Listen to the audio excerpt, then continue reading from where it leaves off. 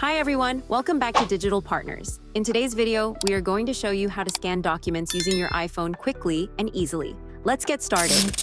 Open the Notes app on your iPhone. You'll usually find it on your home screen, but if not, just swipe down and search for Notes. Once inside the app, tap the new note icon in the bottom right corner. Now tap the camera or paperclip icon located just above your keyboard. From the options, select Scan Documents. Now point your camera at the document you want to scan. Your iPhone will automatically detect the edges and capture the scan for you. If needed, tap on the preview in the bottom left corner to make edits like cropping or adjusting colors. Then tap Done in the top left corner to save it. And that's it. Now you know how to scan documents using your iPhone.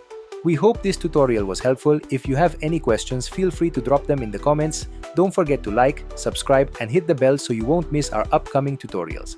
Thanks for watching Digital Partners, and I'll see you in the next video. Bye.